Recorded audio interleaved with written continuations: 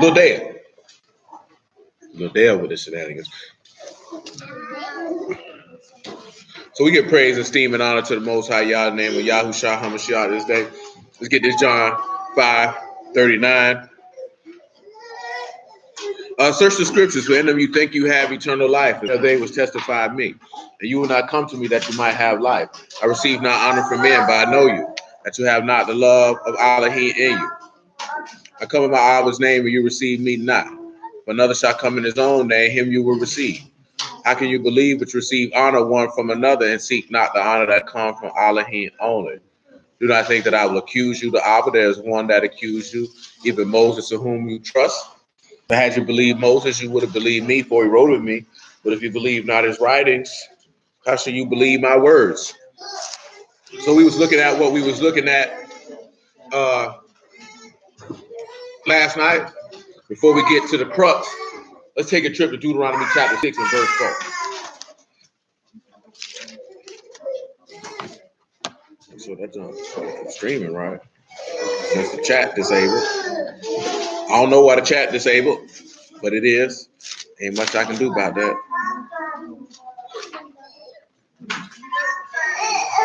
We're good to go. 6 and 3, matter of fact.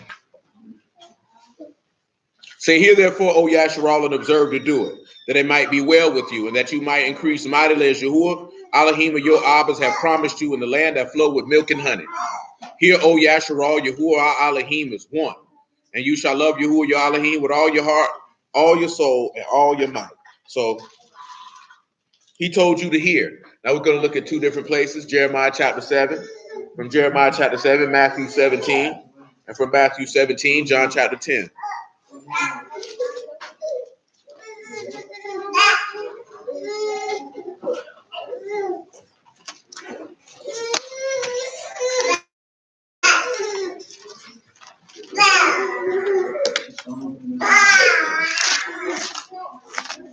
Jeremiah 7 and 20, Matthew 17 and 1, John chapter 10, verse 25.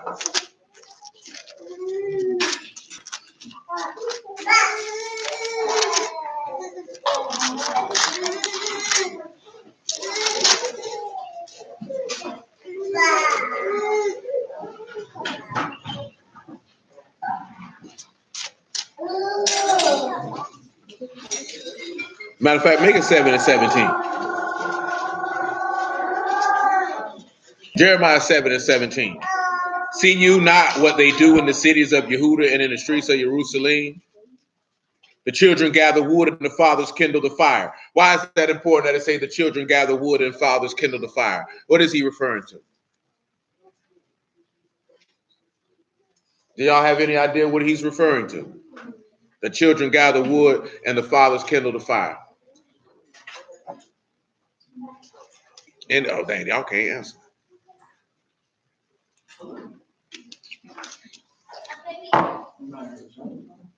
Yeah, they about to sacrifice turn to Molech. Children don't know that's what they're doing. Maybe it does work. He say, and the women need their dough to make cakes to the queen of heaven, and to pour out drink offerings unto other gods, that they might provoke me to anger.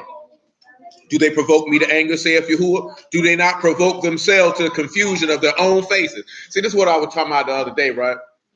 That stuff happens, and people blame Yahuwah for it. Like a dude I know, okay, they found a little girl body, right? You know what I'm saying, Alabama. And he say, this is stuff like this here that make me mad with God. Why would he let this happen? What you blaming him for? See, what we don't realize is it's your own works that provoke you to confusion, and now you mad with him. Because see, let's sit back and look at it, right? Now, he believes in all that African stuff and all this, that, there, and the third. Well, see, that's what happens. See, y'all worshiping other gods and you're doing this, that, there, and the third. That's the byproduct of it. See, nobody really likes to have the conversation of the byproduct of what comes from sin, what sin produces. Now, notice he said that they provoke themselves to the confusion of their own faces. Well, why are people confused? Well, let's look and see why people are confused. 1 Corinthians chapter 14.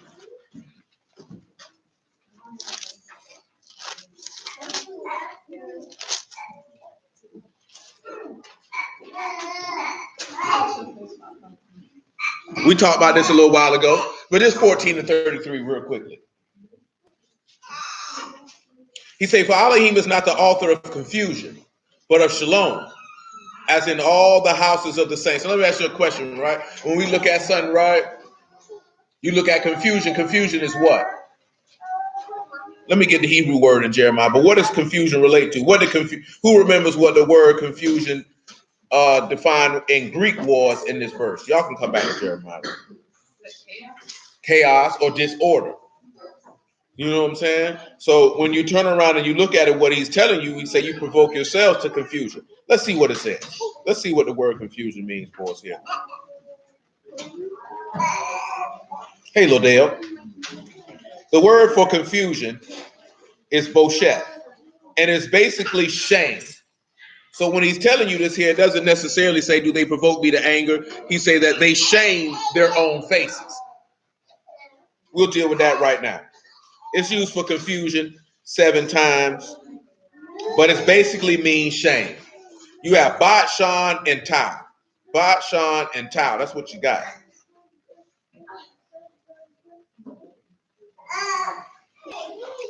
So when he's telling you this, that they bring shame to their own face, or reproach, or dishonor.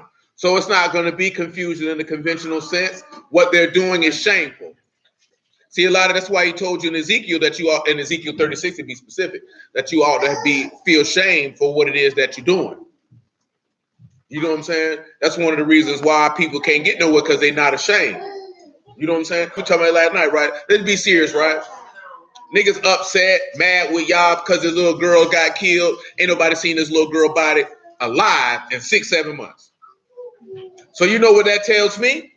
What does that tell you, Kalisha? That would be correct. What does that tell you, Darius? Ain't nobody seen that baby for 6-7 months alive. What does that tell you? I get that too, because the father's parents, the grandparents on both sides said we ain't seen her in a year. What that tell you, Stanley?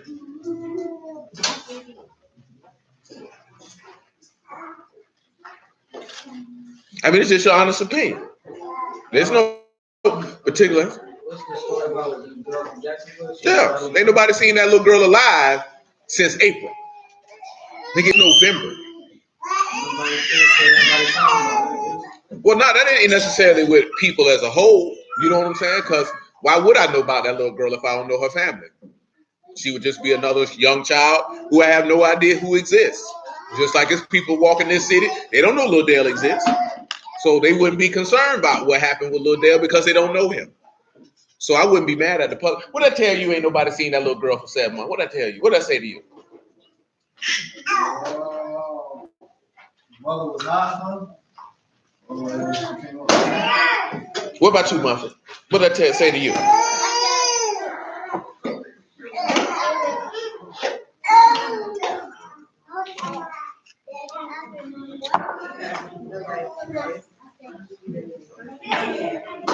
Yeah, that's what it said to me. That this was an evil, vindictive, spiteful, malicious, low-down, dirty skank who was outright evil. You know how evil you got to be to walk around for 7 months knowing you killed your child?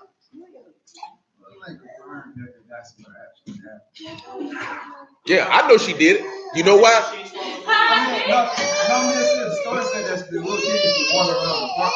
Yeah, but they found the body in Alabama. Oh, we know it's her body, and I know that hoe killed her. You know why? Because that hoe tried to kill her. So you finna go to prison to meet Big Bird to get that cool change. What I'm saying is that it could have been an accident, and she went up there to see the body, and then like, oh, I'm about to get in trouble and try to go hide. You still an evil hoe, because you walk around for 7 months knowing that man's daughter was dead, ain't say a word. You's an evil hoe. You's an evil hoe. Ain't no way around you's an evil hoe. And you know how even more I know you's an evil hoe? Because you told a bold-faced lie to the whole city and tried to ride out with it.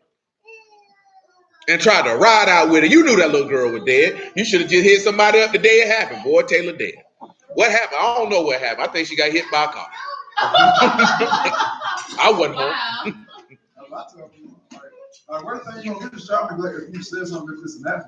But for you to walk around for 7 months, nigga say, I moved your stuff. I ain't seen no child in the house. And guess what? She been getting her coochie bust in at least a few times in that time period, knowing your daughter was going to use a dirty hoe. But you know why stuff like that happen? Because hoes don't get shamed. You ain't going to shame that hoe. You know what I'm talking about? She's supposed to have been shamed. See, if she'd have been shamed before when she had a child, she wouldn't have them problems because you wasn't married, so you ought to have been shamed. You know, in the 50s, you'd have been shamed. You'd have had the married nigga you didn't even want to be with. Or if you'd have popped up in the 50s with a baby and you wasn't married, well, shoot, guess what's going to happen? That's going to be your husband. I don't even like him. You like him enough to bust that tail up. You finna be like him enough to fry them eggs for him and iron his boxes. That's what they used to do, though. They'd either do that or send you away. Shoot, you finna get the hell out of town. I don't know where they saw them, but that's what they used to do. You either was gonna marry that man or they were gonna send you away because that was dishonor to the family. You know what I'm saying? Ain't nobody want to be known as having a fast daughter who get pregnant at 15, 16 years old. Ain't nobody want to be known for that. Shoot, even 2021, if they were still living there. You know what I'm saying? If they were still living. See, we don't have that thought process no more because you're not shamed for that. See, you know, your woman can't be shamed anymore. You know, we're free. You're oppressing me. Don't oppress me. I'm a slut and I'm happy. See, we're walking. I'm having a slut walk. You can't tell me that I'm a slut. A man can do it. You're not a man. Baby, ain't nothing cool with you having 5 sausages in you in the same day. Ain't nothing cool with that. Ain't nothing cool with that. Now, what happens, though? You can be a hoe, and everybody's cool with it. And if you say that she's a hoe, you woman bashing, we got to uplift our queens. No, she's a whore. Tell her she's a whore. You know what I'm saying? If your son's weak, tell him, nigga, that nigga, they're soft. He's a nasty boy. You need to get him tight. You need to tighten him up. You know what I'm talking about? How's he going to lead anybody? And this nigga cry all the time. He don't get his way. He want to cry. He's emotional. That junk ain't cool. Jeremiah 7 and what y'all got for that? That bot, Sean and Tyler. Excuse me. That's for shame.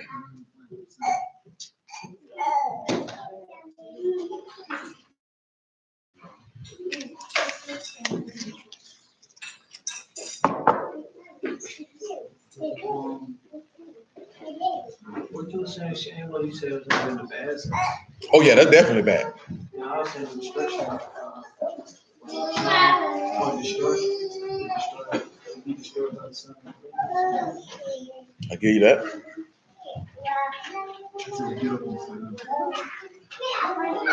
Anybody else? Renee, get up there and sit down.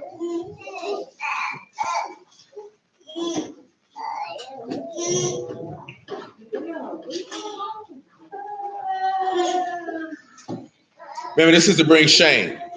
Remember, they provoking themselves to shame because they sinned. They worshiping other gods, so this is why they're provoking themselves to shame. Because look what he said. He said, do you provoke me to anger? He said, you're not provoking me to anger. He said, you provoke yourself to your own shame for what you doing. See, that's my whole point. It's like when stuff happens, people want to blame Yahuwah. When really, you brought that on yourself.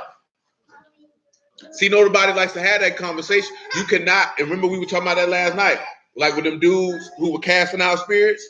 You can't do stuff outside the will of Yahuwah and think he's going to accept it and he cool with it and there's not consequences. Because he ain't cool with it. But I would just tell you that the house of Yahushua will consume you. Because who did he say he was coming with? Let's look in the Epistle of Jude. I just like how Jude puts it, honestly. So that's why I was going to read it. Verse 14.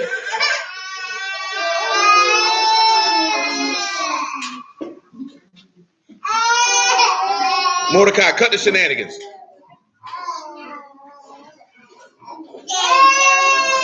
Epistle of Jude, verse 14.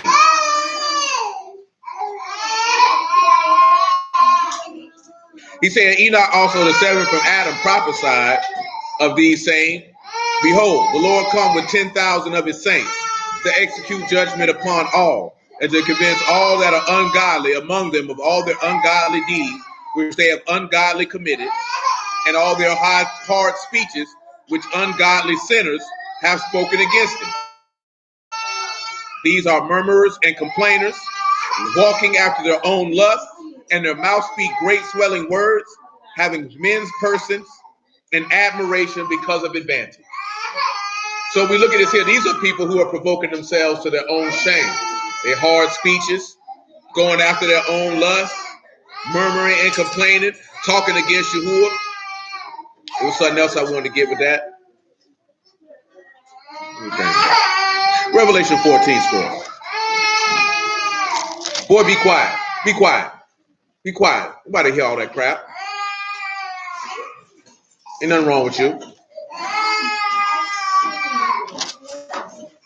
Revelation 14 and 14.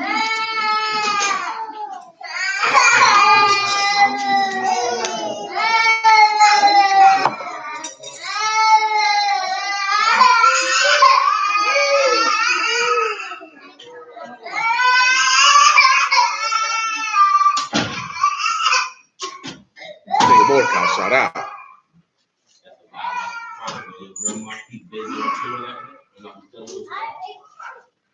Well, your son done escape. Zechariah done escape. I don't think Muffin knows that he's behind him. Now look at you, big old rusty boy. What you want to go to the bathroom with a bunch of girls for? You sit down and pee? I didn't think so. Revelation 14 and 14.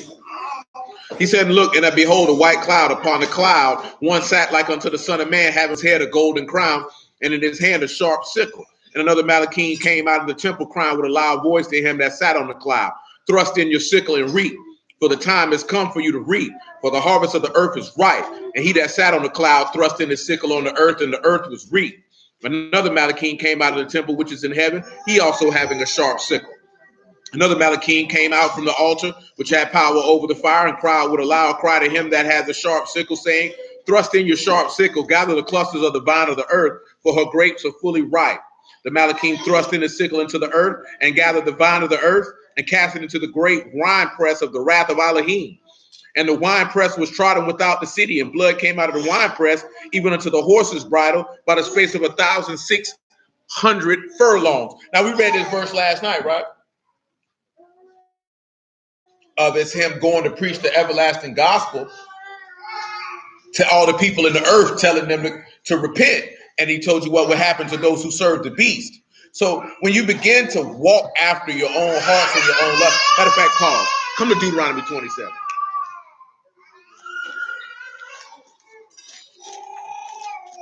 That did not go the way Mordecai planned it. He thought that was going to go a different way for him, but it didn't. I'm trying to make sure I'm in the right spot. I said 27, but I don't think 27 what I want. It's 29. That's what I desire. Yep, it's 29. Deuteronomy 29. 29 and 9. Muffin boy. Hey, Muffin boy. Deuteronomy 29 and 9. Keep therefore the words of this covenant and do them, that you may prosper in all that you do. Let me ask you a question. How did they hear those words of that covenant? It was spoken to them, right? And they heard the words of the covenant from who? From who? Now, they didn't hear the words of the covenant from Moses. Because what was inside the Ark of the Covenant? No, what was inside it? 2 tables of stone. What was on them 2 tables of stone? The covenant. And what? And that was what? Simply the what? Simply was the 10 commandments that was on it. Who did they hear that from? So they heard that directly from him. Remember, they said they heard the voice of Yahuwah from out of where? Out of the fire. I would have said they heard his voice from out of the fire. I'm just building up to something. Bear with me. He said, you stand this day, all of you, before Yahuwah, your Elohim, your captains, your tribes, your elders, your officers, with all the men of Yasharal, your little ones, your wives, your stranger that is in your camp, from the hewer of wood unto the draw of water. When he said to you a wood and draw of water, who should you first person come to your mind? What first group of people should come to your mind? We just talked about them too. The hewers of wood and drawers of water. Listen what he said. Your little ones, your wives, the stranger that's in your camp, the Gibeonites. He said that you should enter into the covenant, that you should enter into covenant with Yahuwah your Elohim, and in this oath, which Yahuwah your Elohim make with you this day. Now, recall now, we're dealing with Bosheth. They provoke themselves to confusion, which means shame. So when you have to be consumed because you broke the covenant of Yahushua, you have to be consumed for that. You know what I'm saying? Because remember what it was, Ba, Shan, and Tai. The covenant of Yahushua will consume you, or you'll be consumed because you broke the covenant of Yahushua, or you broke the covenant of the house. See, pause. Ezekiel 43. See, we're going to look at some of the stuff in Ezekiel today. So I'm trying to get you around it because we mentioned it last night. Some stuff that deals with with New Jerusalem and all that there. It's always good to come back around that. Hey, it's Abigail. Abigail has returned from the potty.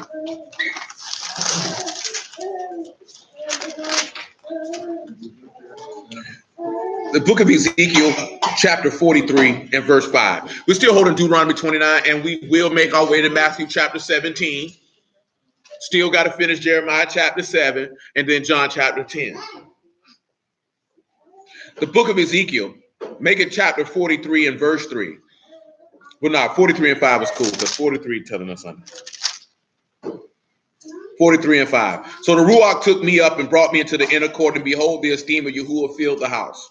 I heard him speaking unto me out of the house, and the man stood by me. He said unto me, Son of man, the place of my throne and the places of the soles of my feet, where I will dwell in the midst of the children of Yasharal forever. And my Kadash name shall the house of Yasharal no more defile.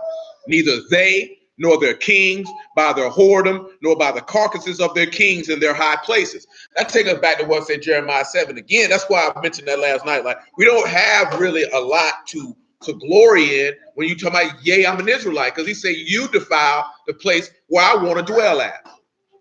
You defile it. You make it unclean to where I can't dwell here. And you did it because you wanted to serve other gods. And then he made it even more precise. It's the leaders of the people who are doing it. And I'm not going to let them do it. And I'm not going to let them come up here and worship other gods in my house anymore. Nevertheless, he's saying they're setting up their threshold by my thresholds and their posts by my posts. And the wall between me and them, they have even defiled my Kadesh name by their abominations that they have committed, wherefore I have consumed them in my anger. Look at what he said, right? And the setting of their threshold by my thresholds. Let's get the Hebrew word for thresholds so you can see what he's trying to tell you what these men have done. And I still got to get Hebrew chapter 10 too. But I get around there, y'all, with a minute.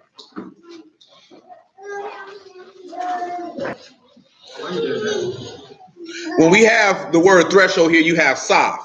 It's a spreading out, a basin, a goblet, a bowl, a threshold, a steel, or a doorkeeper. You have samah and you have kaf for that word. But when you look at doorkeeper, what is that telling you? That you set your threshold by my threshold. So if that threshold means somebody who keeps the door, what is he telling you? You set my preachers, your preachers, by mine. You set them people up. I didn't set them up because they're not doing this how I said to do it. You know what I'm saying? They're doing it in a different way. This is one of the reasons why the Lord said you can't, if you try to come up a different way, you a thief and a robber. You can't do it, but by how he said to do it. That's why I mentioned that last night. We're not even doing it how he said to do it, and we think he cool with that. Because for the most part, everything that we got going on is self-serving. And it's not really according to what Yahuwah has prescribed and what he has ordained and what he desires. Continuing on. Then he said, you have set your post by my post. So let's get that word for post.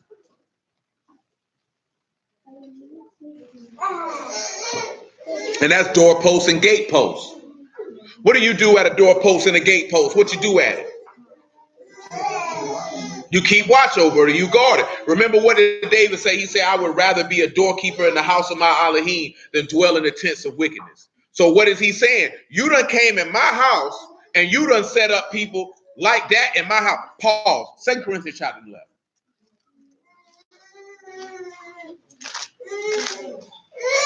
2 Corinthians 11 and 12. From 2 Corinthians 11 and 12, Acts chapter 20. No praise be to Yahuwah for the word and for understanding.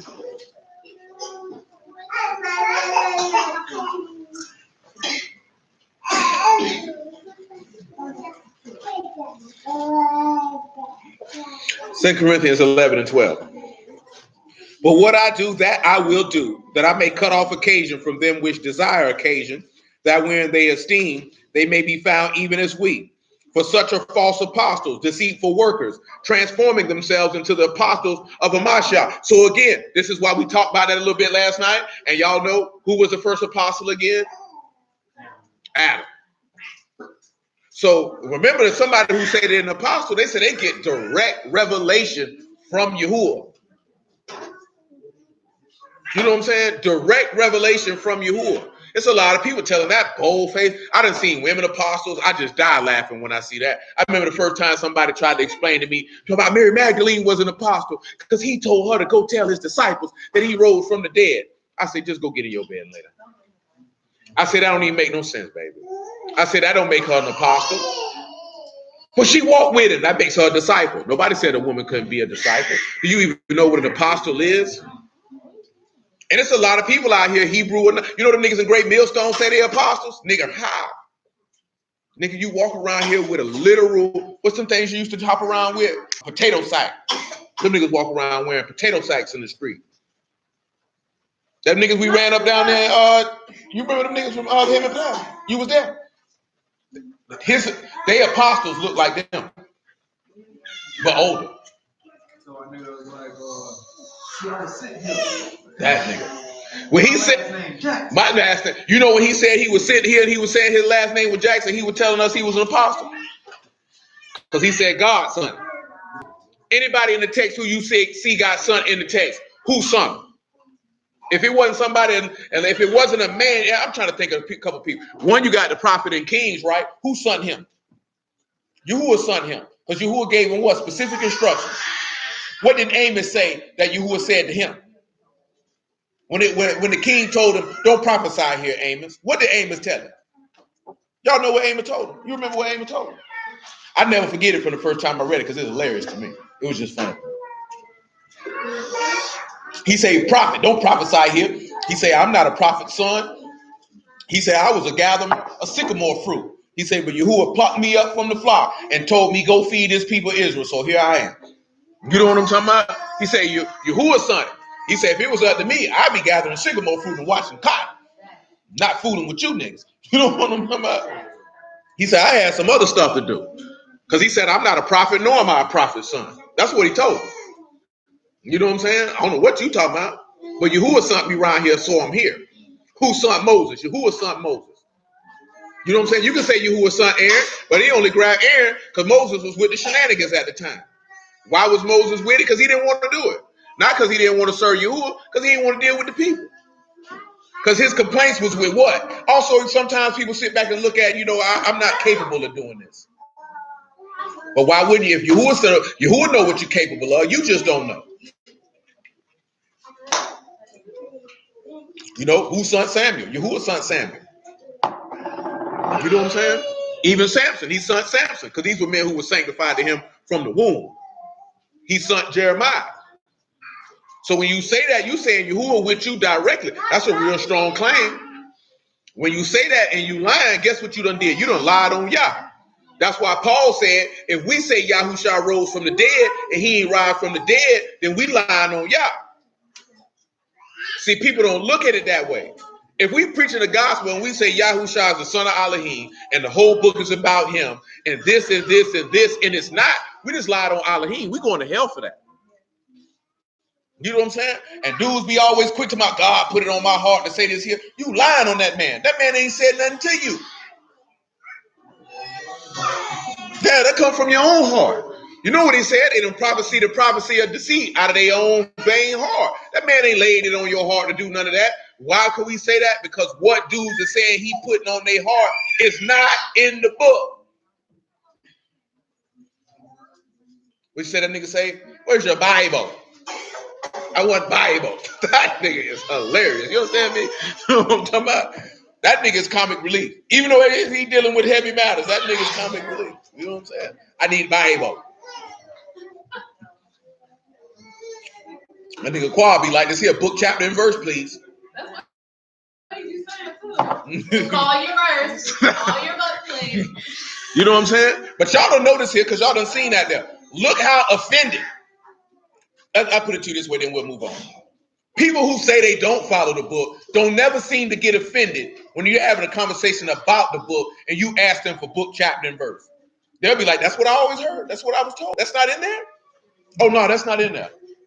Deal with a nigga who say he deal with the book. Oh, let me get book, chapter, and verse. See, brother, you tripping. See, you evil, you wicked, you lack understanding. Well, God, leave my nigga. I thought you knew this how this went.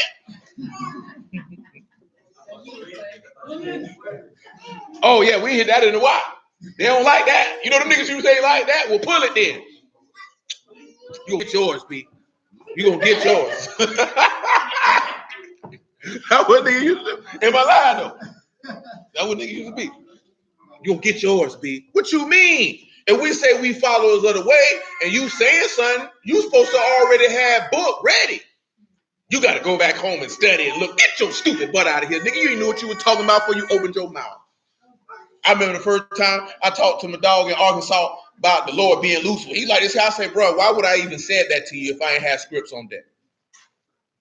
If I ain't had scripts, I say, my nigga, I got 45 minimum. He like 45, yeah, nigga, 45, nigga. What you mean? When he heard that, see, brother, you too hard to be moved. I said, yeah, go get him, man. That's what he said. That's what he said. Full court. But I'm like, I wasn't coming at him like we just having a. I mentioned it on the blog talk, and then he called the house phone. So we just having a conversation. I say, come on, B, you should know me better than that by now. You know I'm not finna say nothing to you, and I ain't got no shoot, nigga. I keep a full clip. You know what I'm saying? You think I'm finna get on the block with no work? You know what I'm talking about? I sell dope, but I ain't never got no dope. How that work? What you out here for? You just hugging the block. Oh, that boy, that stay on the block. Nigga, like, he'll never make no money though. You know what I'm talking about? I'm out here. And I'm like, yo, B, I got like 45. I said, I could kill it in one, but I got 45. Because you supposed to. Y'all done been, you ain't never seen a nigga ran up on me and say, give me your script for that, and I ain't had nothing for him. You know what I'm talking about? You know what I'm talking about? You ain't never seen me say, hold on, I got to research that a little bit more. No, I don't have them. You know what I'm talking about? That's to give thanks to Yahuwah for that. That don't happen. Shoot, I don't say nothing. I ain't got no script for. You know what to grab. You know what I want. There ain't no boasting. That boasting in Yahuwah. You know what I'm talking about? You know the word. You can do that because at the end of the day, the word you boasting in is his word.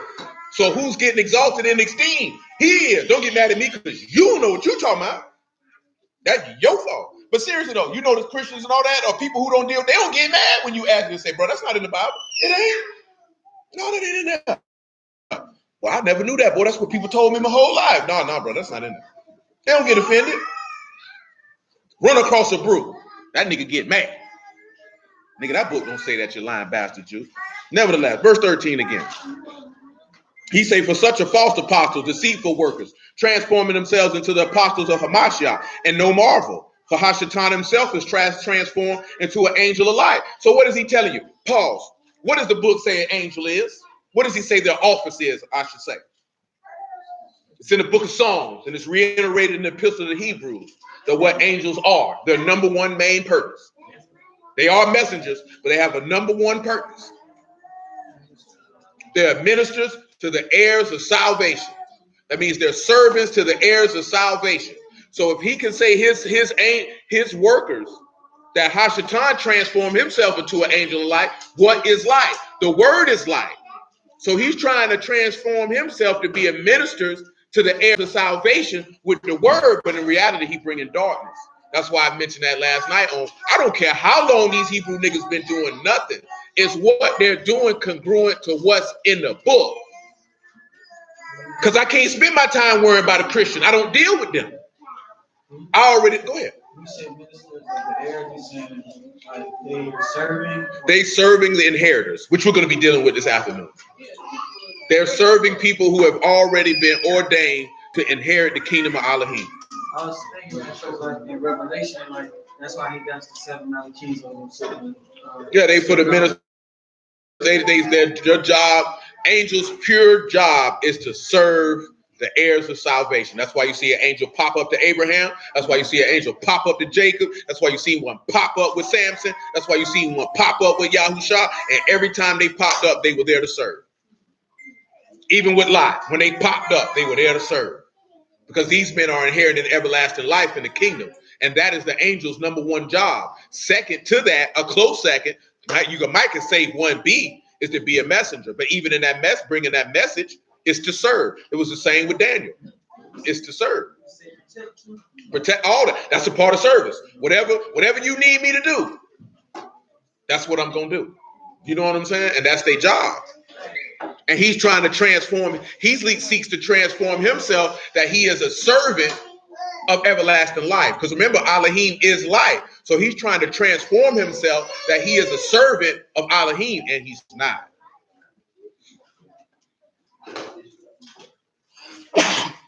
Now you got to remember, he's not talking about Christians and all. He's talking about people who've taken the word of Yahuwah and proclaiming that they serving it in Ruach and in truth.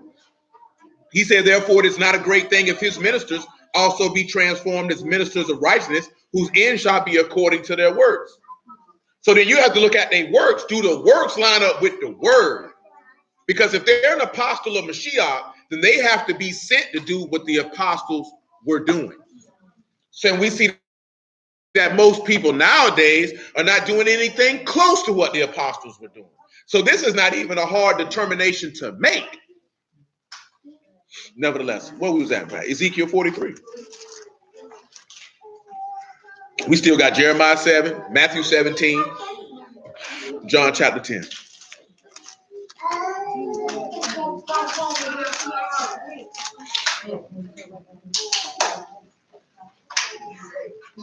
So notice when he said they put the wall between me and them, and when he said they defiled, this is in verse 8, defiled my set apart name by their abomination. So notice when he say put that wall, because since you got your own doorkeepers and your own gatekeepers, they have set up a wall of division between Yahuwah and the people. What is that wall? It's sin.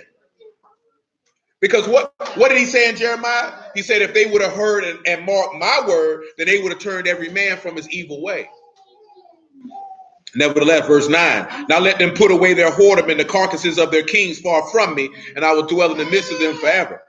You son of man, show the house to the house of Yasharal, that they may be ashamed of their iniquities, and let them measure the pattern. Let's look at that word measure.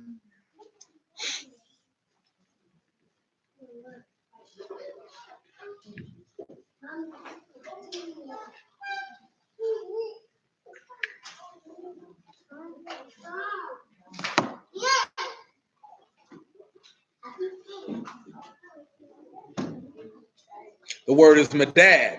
It is to measure, it's to stretch, to extend, to measure off. Well, how would you measure that pattern? Remember we talked about that last week when he was like, do it according to the pattern I showed you in the mouth? That means you'd have to check back and measure it according to what? The word. You're going to have to measure that pattern according to the word. Let me look at the word for pattern real quick. And it's a word we just dealt with the other day. Measurement, pattern, proportion, taknef. So you have to measure the word against who? 2 Corinthians chapter 13.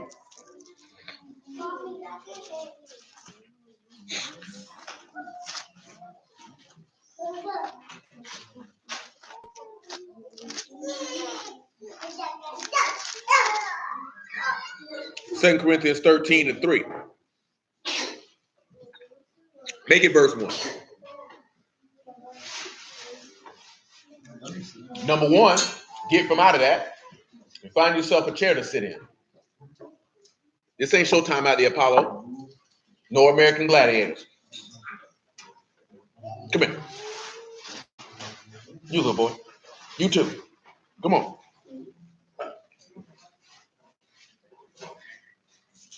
Come on. Y'all got the same shirt on.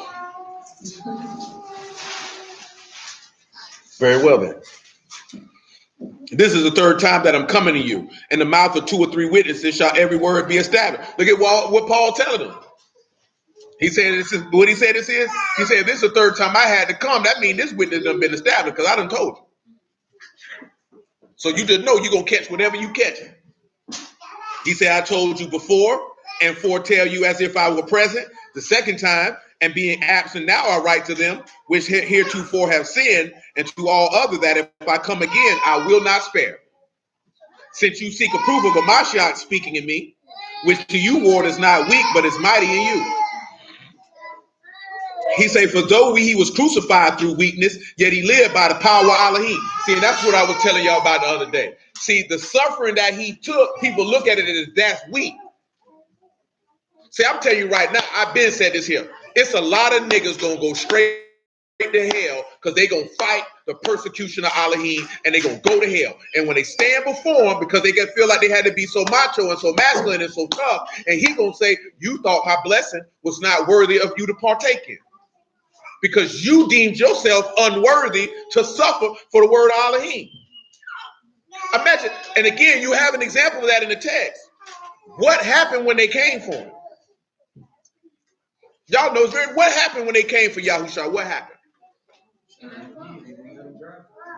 Huh? But now I'm talking about specifically what occurred. Peter pulled that fire and cut his ear off. And what did he tell him? Put it up. And then what did he say after that? Don't you know my father could get me 12 legions of Malachim? We kill all these niggas right now? He said, but how are the scriptures going to be fulfilled? What did we just read last night in Revelation? He said, oh, rest easy. So the rest of your brethren got to be killed in like manner as you are. What happened when they beat the apostles? What did they do? They jumped up and rejoiced. You know what I'm saying? Because they found that they counted. Didn't Peter write in his epistle that if you suffer for the word, rejoice, because he's spoken evil of on your part, but he's esteemed it. See, because we feel like we got to be tough. That's that Christian stuff. Well, at this point, you blaspheming your Savior, you ignorant, stupid bastard. Because you know what your stupid behind would have did? You would have tried to fight them people to stop him from redeeming your dumb behind.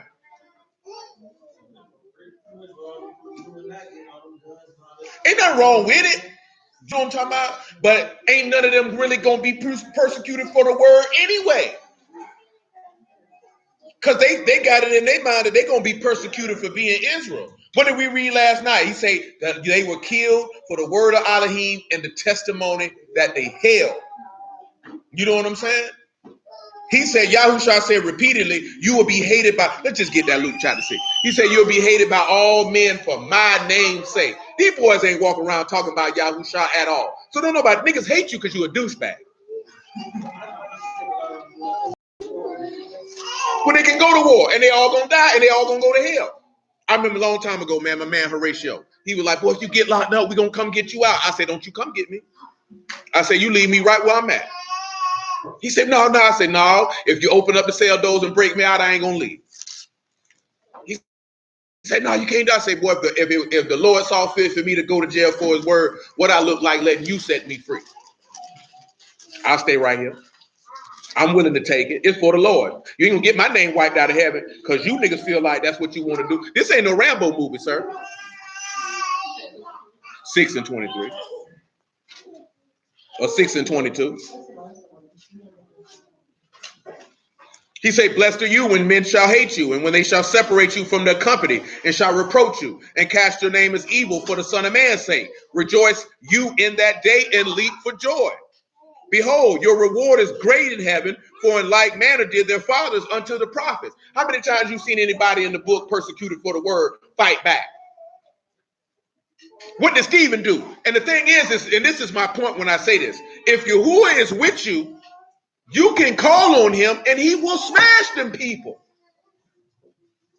That's my point.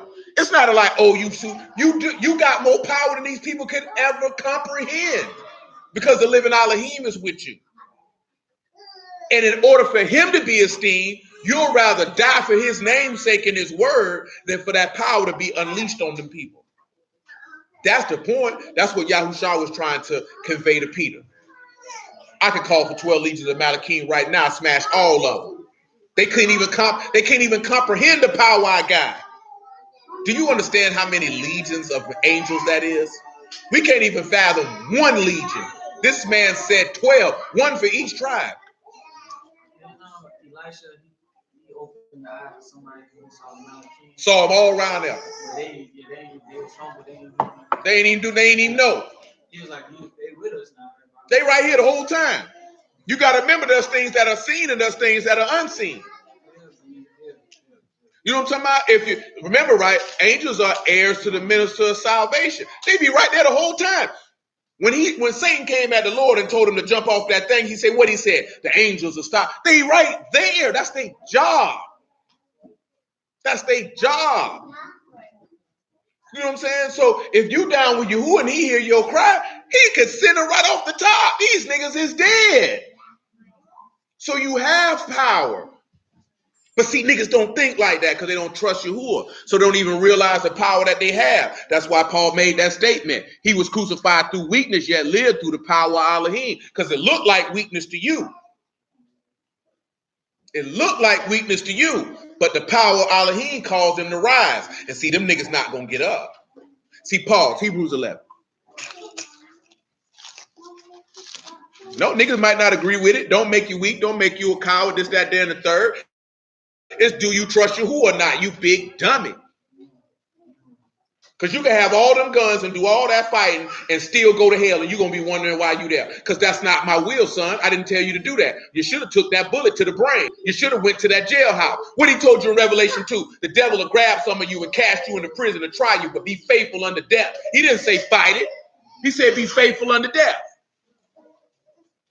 Fight it for what? Because you're not following the example of the man who you say, did Jeremiah fight it when they came and locked him up? Did any of these men who were persecuted for the word of Elohim fight any of these people? They didn't have to. They trusted in Yahuwah so much that they were willing to go to the grave behind it. You know what I'm talking about? See, these niggas ain't willing to go to the grave. What did we read in Revelation 12:11 last night? These people that love their life unto death. What did he say? He that love his life is going to lose it. He that hate his life shall gain it. See, these niggas don't want to die. Of course you ain't going to want to die when you know you're going to hell. Why would you want to die if you know you're not going to be part of the first resurrection? You're going to want to try to stay alive as long as you possibly can. Because you know when you wake up again, depart from me, you work of iniquity. I never knew you. I'm supposed to God in the kingdom. I woke up millions of people that knowing they Israel. Nigga, that ain't what I told you to do. He going to look at his son. Son, I told him to do that. The angel looking around, shit, I don't know nothing about that. Because see, they don't, in my life, because they're going to be witness. They all going to be there. They all going to be there on judgment day. You're going to have the son sitting behind that throne of judgment like this here, Malachim all around him. You know what I'm talking about? And you're going to be like this here. Nigga, I didn't tell you to do that. Did I tell him to do that? Nah, you ain't tell him to do that. Get that nigga out of here. And you're going to be looking like, this ain't right. This ain't right. Yeah, it's right. It's more than right. Look at it. That nigga come in here with a full Paul Bunyan beard. That's how long it's been since a nigga seen that nigga. Not for I seen that nigga last week.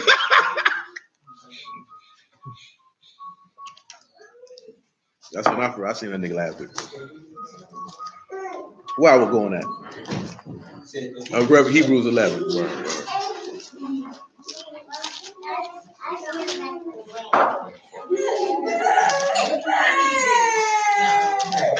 Hebrews 11 and 32.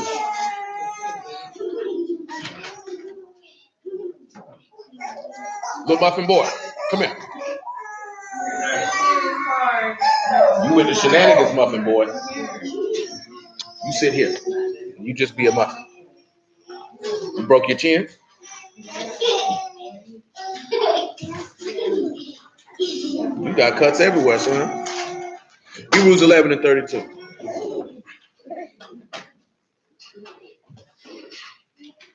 Isaiah, go on sit down, son. Go on back over there with him, because that's where you want to go at.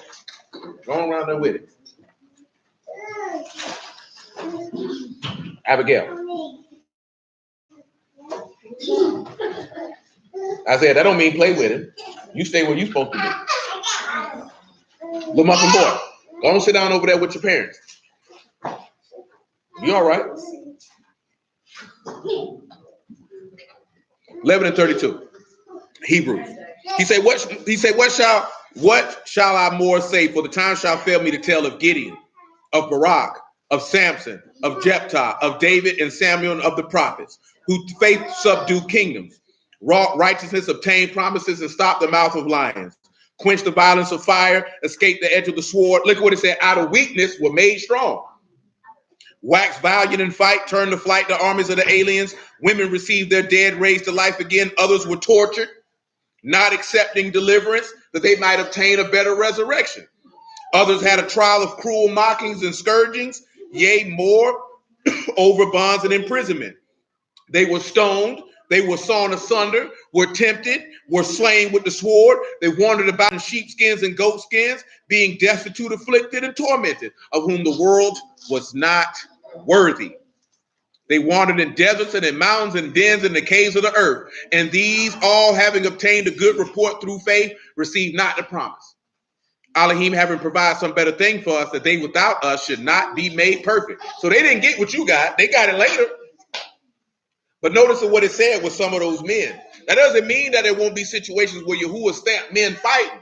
But if you read the text, it's a lot of people, they say, you know what, to get a better resurrection, I'll take that L. You know what I'm saying? Because we've not been taught to be persecuted for the word and to be incarcerated. Get that Revelation 10, 2 and 10 since I said it. Or to be killed for a word is an honor.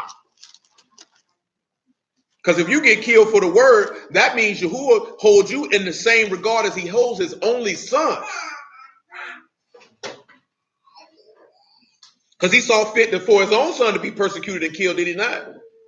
So if the ruach of esteem rests on you, then the same things that happened to his sons might very well what? Happen to you. That means you'll be part of the family. I don't know why people think the word is to make everybody joy, clapping hands. No, it's going to make the righteous be against the wicked. That's how it's always been, and that's how it always will be until that sky crack for that last time. It's not going to change. Revelation 2 and 10. Make it just 2 and 8. He say unto the Malachim of the house of Smyrna, right, these things say the first and the last, which was dead and is alive. I know your works and tribulation and poverty, but you are rich. And I know the blasphemy of them which say they are Yahudim and are not, but of the household, the synagogue of Hashatan. He already letting you know. Those who say they Jews, circumcised in the heart, he said they're the house of the devil. Yahusha already told you that. John 8, you are of your father the devil, and the lust of your father ye will do. He already told you that. He say, but fear none of those things which you shall suffer. Behold, the devil shall cast some of you into prison, that you may be tried, and you shall have tribulation 10 days. Be faithful unto death, and I will give you a crown of life. He that have an ear, let him hear what the Ruach say unto the houses. He that overcome shall not be heard of the second death. See, niggas worry about overcoming men when they ain't realize you need to overcome sin and overcome unbelief. But niggas want to overcome men. Men are nothing to overcome. They're nothing to overcome, especially if the living Elohim is with you. There's nothing too hard for Yahuwah. Who is a man to Yahuwah? He said all flesh is grass. Nevertheless, back to where we was at. 2 Corinthians chapter 13.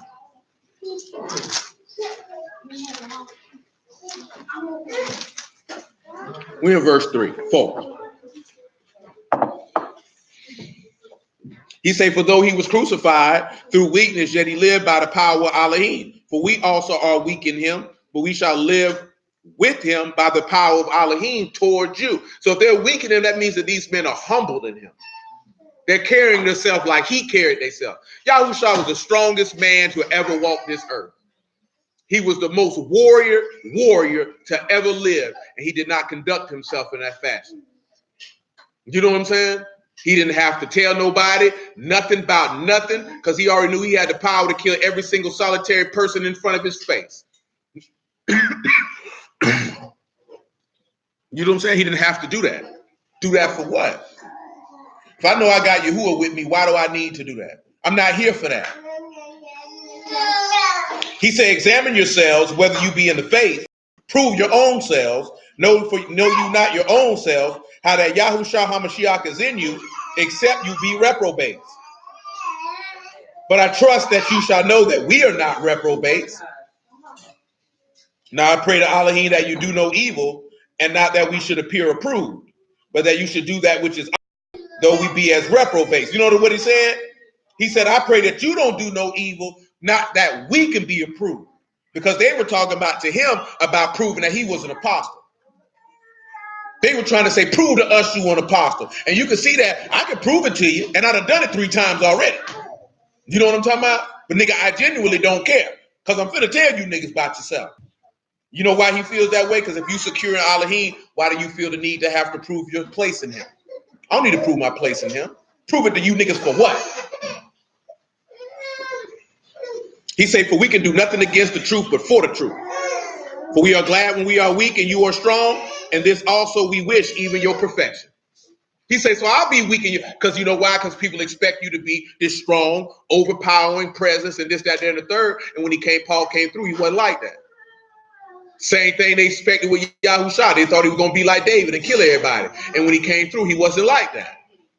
So then they looking at what's going on, because you niggas was looking for the wrong thing. Because you look at that aspect of Yahuwah, but then you don't look at the other aspect of Yahuwah and how all of them work together. And we already know that from when we looked at it at Ecclesiastes. It's a time for me to bust you upside your head.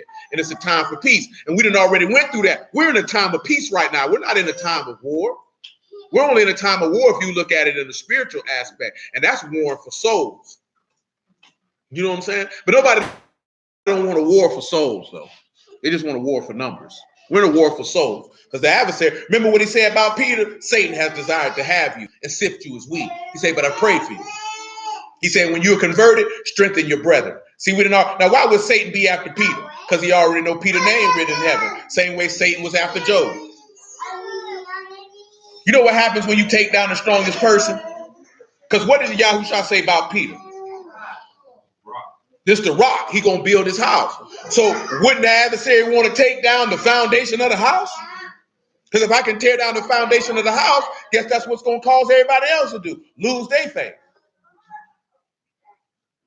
Do you know what I'm talking about? That's the point. You know what I'm saying? So they always try to take down the strong. That's why the adversary always goes after the woman. Because he knows that the man will more than likely capitulate to the woman. So if you want to tear down a man, you don't go through the man, you go through his woman. You know what I'm saying? And why is that the case? Because the woman is the weaker vessel. And you're looking at weaker vessel means she is emotional by nature. So she's not going to, and this is why I say a man's job as a husband is to what? To nourish her or to nurture her and bring her to maturity. So that way that word is in her to the point that her emotions no longer dictate and guide her decision making. The word does. So she won't be moved. And even the same token, like we heard that nigga say, you still got to know the traps and devices of the devil, like Paul stated. We're not ignorant of his devices. Remember we went over that? We're not ignorant of his plots, plans, and inventions. We know exactly how this nigga kick his game. If you walk around here and think, I got the word, I ain't got to worry about the devil, you're going to get got. You still better know how to have discernment to peep the play, because this nigga play a dirty game. Let me tell you something. He don't go after people who ain't seeking after to serve Yahuwah. For what? I already got you. You ain't never seen Satan go after nobody who didn't serve Yahuwah in this book. He only went after a couple people in this book now. It's 3 people in this book he went after. Who know the 3 people? We'll say 4. It's 4 people that you can read about Satan going after directly. Well, I just mentioned 1, so you can say 5. I just mentioned Peter. But it's 4 other people. He went after Job. So you got Peter, you got Job. You got Yahushua, so that's 3. You got Adam, and that's 4. And you got 1 more. You got 1 more. 1 more person Satan went after. Now notice the people we just named. Peter, the rock of the house. Job, a perfect man who eschewed evil. Yahushua, self-explanatory. Adam, the first son of Elohim. And you got 1 more. I don't think I'm forgetting nobody else. I don't think. Very important figure in the text. He went after David. He tempted David to number the people. Now look at the people who he went after. The people with the strongest amount of faith and the people who were nearest and closest to Yahuwah themselves. You know what I'm saying? So you have to see that and understand that. He ain't going after nobody who evil. For what? We finished in 2 Corinthians 13. Let me get, because we got to get to what we here for. Back to Ezekiel 43. Let me finish that. 43 and 11. Ezekiel 43 and 11. And then Matthew 17 and John 10. I might not even get to what I want to get to. I can't share it yet. Is it the title? No, the title we're going to do. No. Y'all don't get upset. You know the people having their holiday next week. Don't let the people get you upset. No, it ain't. It's next week. We don't know. Hey, when is Thanksgiving ever been at the end of the month? Yeah, it's at the end of the week. No, it's not. I just talked to some people about that the other day, the scheduling wise. They are off next Thursday, Friday, because we ain't got to clean nothing in Washington Heights. Next Wednesday is November 27th. No. It's the 21st. Yeah. It's 2 weeks. I know today's the 16th, nigga, and that's gonna be next Thursday. Next Thursday is the 21st, and the week after that, that's this Thursday. Nah, you said next Thursday. Shoot, no, we went on there Washington Heights. That nigga said, "Hey, we will not be here the 21st, the 20, whatever the next Thursday and Friday." I'm like, that's a bet because I'm not gonna be here. No,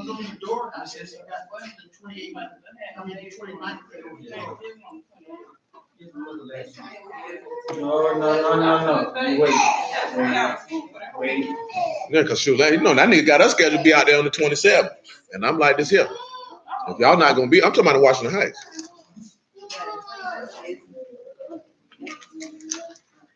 I know the 27th next week. I just went right the other day. And they say we won't be here for Thanksgiving this Thursday coming. Friday. I'm like, well, that's a bet. That's what I'm telling you, nigga. I don't keep up with that. That's what I'm telling you when I went. You know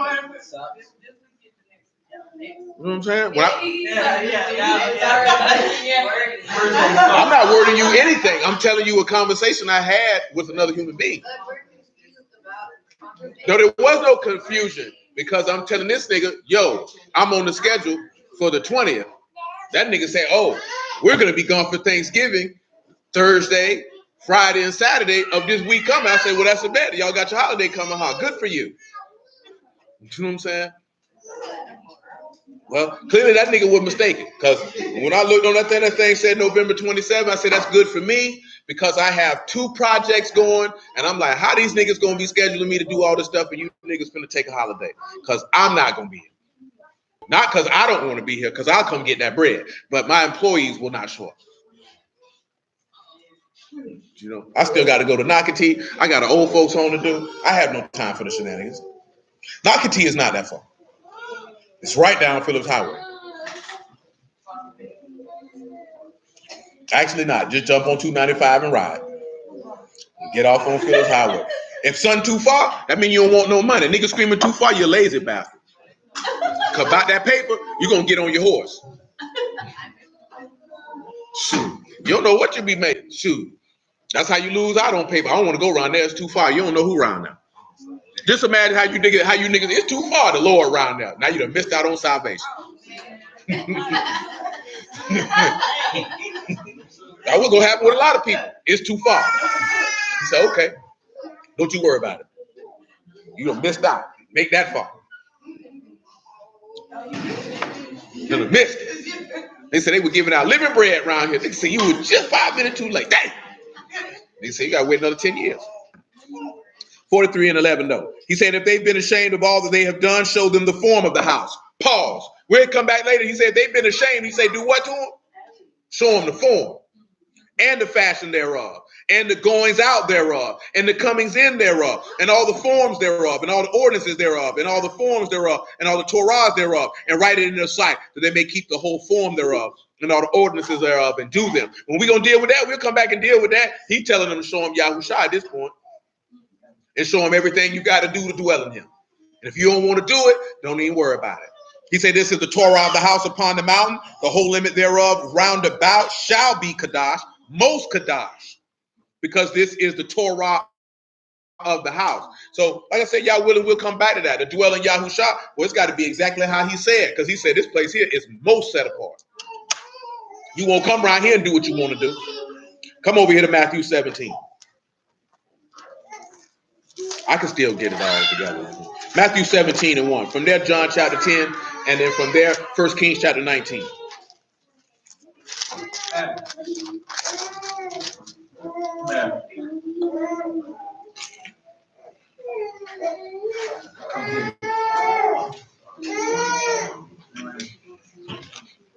Isaiah, come put this in track for me. Put this in track. Thank you, sir. Matthew 17 and 1. After 6 days, Yahushua took Peter, James, and John, his brother, and bring them up into a high mountain apart. It was transfigured before them, and his face did shine as the sun, and his raiment white as the light. And behold, there appeared unto them Moses and Elijah talking with him. Then answered Peter and said unto Yahushua, Lord, is it good for us to be here? If you will, let us make here 3 tabernacles, one for you, one for Moses, and one for Elijah. While he yet spake, behold, a bright cloud overshadowed them, and behold, a voice out of the cloud, which said, This is my beloved Son, in whom I'm well pleased. Hear you him. So why did we look at all that? We need to finish Jeremiah chapter 7 too, because he wants you to hear the word. That's why we started in Deuteronomy 6. Or hear his voice, if you would. Jeremiah 7 and 20. It's nasty. That's good chocolate. It tastes like what? Hay. Tastes like hay. How you know what hay tastes like? You been hanging with horses? You been eating pine straw? It's good for your heart.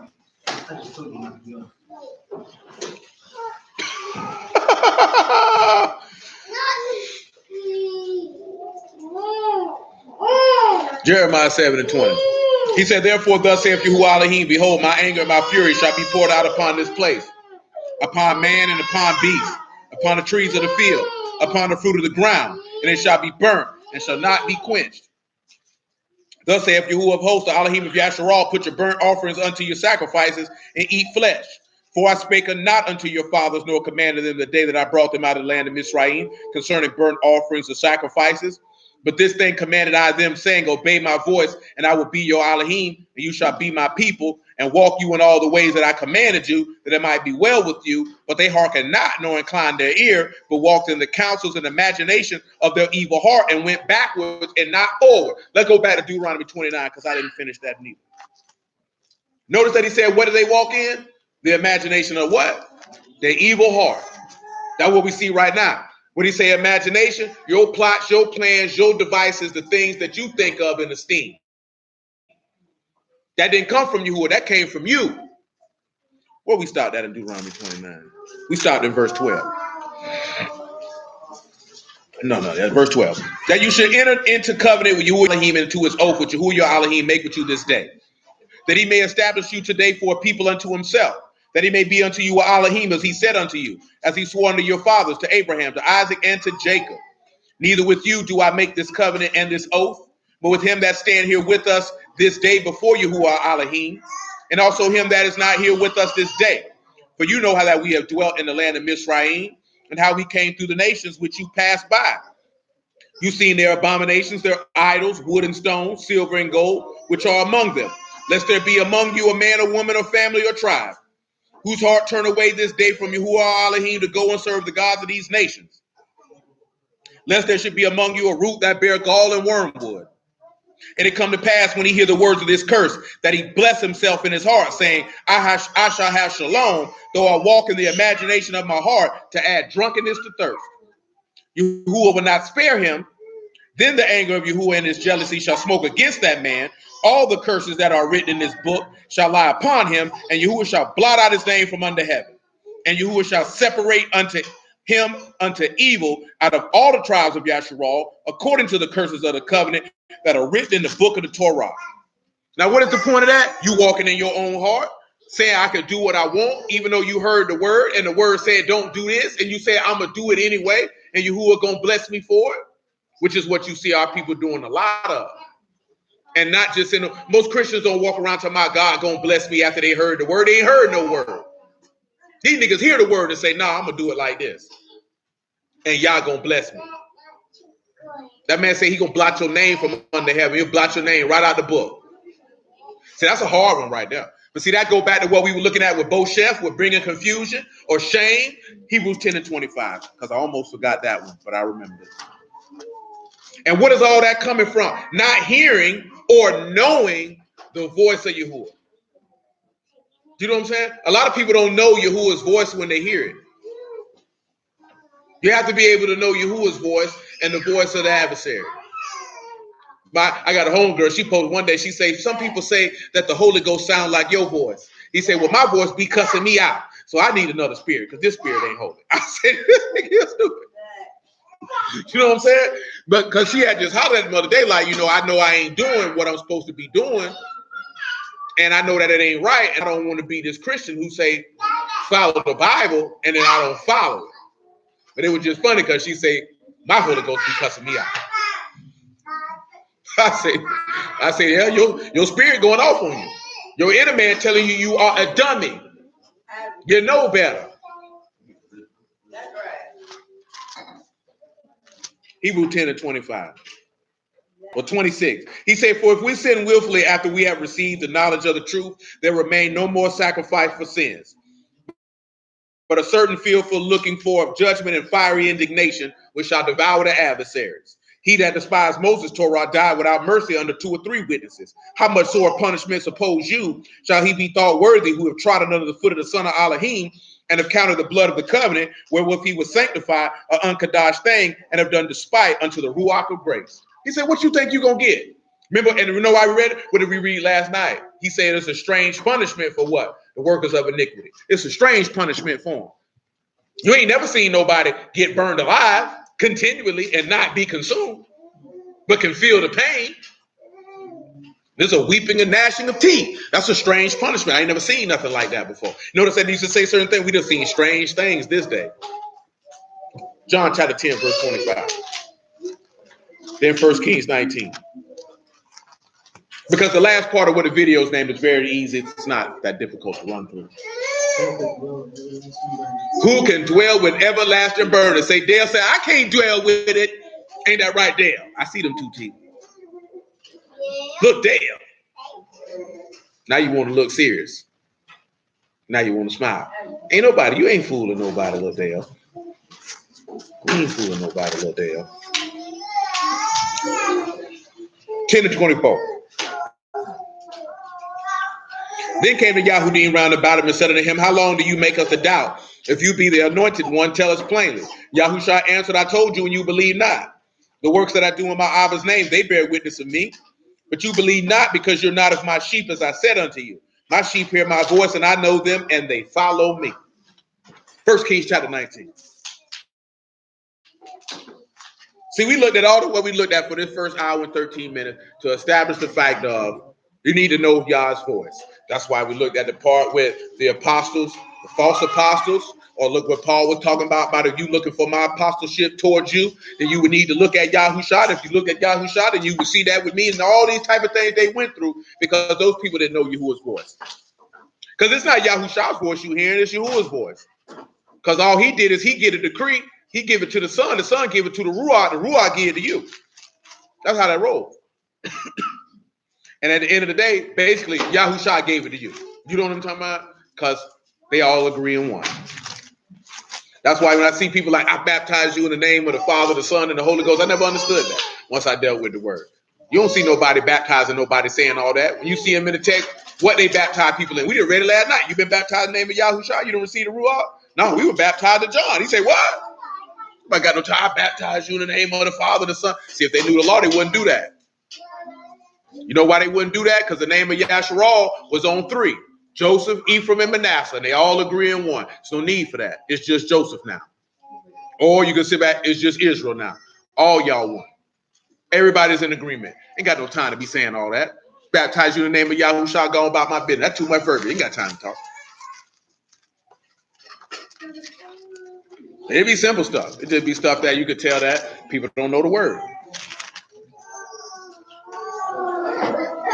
1 Kings chapter 19, verse 9.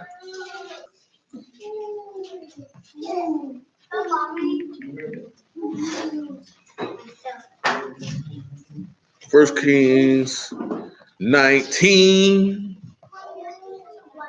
And he came thither unto a cave and lodged there. And behold, the word of Yahuwah came to him and said unto him, what do you here, Elijah?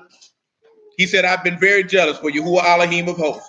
For the children of Yasharah have forsaken your covenant, thrown down your altars and slain your prophets with the sword. And I, even I, only am left, and they seek my life to take it away. Now, I mention this all the time, and I mention it repeatedly. Ain't nobody who was preaching the word ever killed by no Gentile for preaching no word. Why would the Gentiles kill him? They ain't talking to no Gentile. It was always you niggas. You know what I'm talking about? Pilate ain't walk around, we got to kill this nigga Jesus. He wasn't walking around doing none of that. You ain't see Caesar talking about, we got to kill this Yahushua. I don't like this nigga. He ain't do none of that. But who it was wanted him dead? The very people he came to. They was the first one. We got to kill this nigga. But they said we got to drop a dime on this nigga. I'm tired of dealing with it. He know we covetous and he tell us about it. We know we faithless and he tell us about it. We know we hypocrites and he tell us about it. What they said, we got to kill him, we gonna lose our place in nation. See, that's something to think about. Because a lot of these dudes in these times probably gonna kill people because that's gonna be their thought. We gonna lose our place in the nation. We gotta get them from around here. Can't keep you around here. Because I'm gonna lose my spot. I'm gonna lose my shine. That's all these niggas be caring about. Don't be fooled. Ain't nothing new under the sun. If they did it back then, they doing it now. He said, go forth and stand upon the mount before Yahuwah. And behold, Yahuwah passed by, and a great strong wind rent the mountains and break in pieces the rocks before Yahuwah, but Yahuwah was not in the wind. Now, why would you think Yahuwah wouldn't be in that wind? If it broke the rocks and rent the strong wind, rent the mountains and break in pieces the rock. What is the most simple explanation why Yahuwah is not in that wind?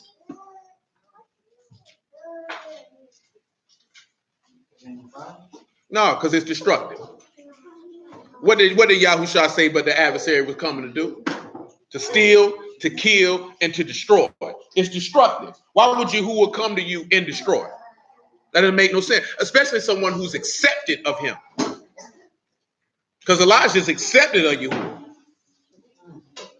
Because he was asking Elijah, what you doing here? You know what I'm saying? He already know what Elijah, and look what Elijah told him. I've been jealous for you. I've been standing for your word, holding down your covenant, and they done killed all your servants and they want to kill me. Because you know how Elijah was feeling. Elijah was depressed. Elijah asked for Yahuwah to kill him. Did you know that? Lisa, you knew that? Yes. You ain't know that. How you knew that? Okay. He said, but Yahuwah was not in the wind. After the wind, an earthquake, but Yahuwah was not in the earthquake. And after the earthquake, a fire, but Yahuwah was not in the fire. And after the fire, a still small voice. And it was so when Elijah heard it that he wrapped his face in his mantle and went out and stood in the entering of a cave. And behold, there came a voice unto him and said, what do you hear, Elijah? Notice, why do you think he wrapped his face in his clothing? Why you think Elijah, when he heard the still small voice of Yahuwah, he went out? Why you think he wrapped his face? It's in the law. No man can see his face and live. No man can see his face and live. He heard Yahuwah's voice. He said, he got to be out there. Let me cover my face. Because if I see him, but notice that it said a still small voice. When we look at still, the word here is dim amma. And it means a whisper or calm. The reason why you could say that you look at all those things and what the destructive that come along is that, what does it say in Psalms 23? What did he say he leads you by? Which are a resting place. What does shalom mean? Peace, calm. That's why I say a still small voice. Why was he showing a difference? An earthquake brings about what? Destruction or chaos. That wind destroying that mountain brings about what? Destruction, chaos. So when you see the difference, and what did we read earlier? That Yahuwah is not the author of what? So ain't gonna be no disorder or chaos. You know what I'm saying? So when you hear his voice, you're supposed to know that this is a voice that is to do what? To calm the soul. Remember what we read about last week in Hosea chapter 2 when he said, I will speak comfortably to you, or he will speak to your heart. So the words that he speak will calm. You know what I'm saying? That means that you can receive them. But the characters for this word is Dalet, double means, and a hey.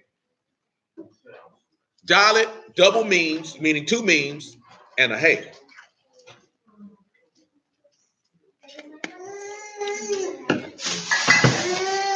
What else I got? I got my beet juice. Yeah, I drink beet juice almost every day. You got a problem with it? Nah, I want to live. Shoot. If I'd have known what I knew in my 20s, I'd have probably drunk it then. But they didn't have those type of products back then. Not cold pressed anyway. You know what I'm saying? Most of that junk was from concentrate.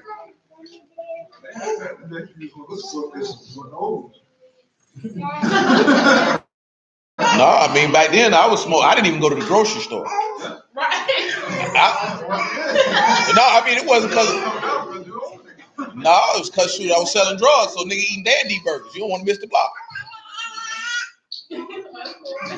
No matter if shoot, you was in the. No, you was in shoot. You was in your 20s in the grocery store in the produce section. These nice potatoes. Not in the least bit, sir. Not in the least bit. I said, this is see that there? So don't put that. You look, put that back, boy. That thing bruised. You got Dalet, two memes, and a hey. What you got for that? So if we look at Dalet, we would say what? Entrance.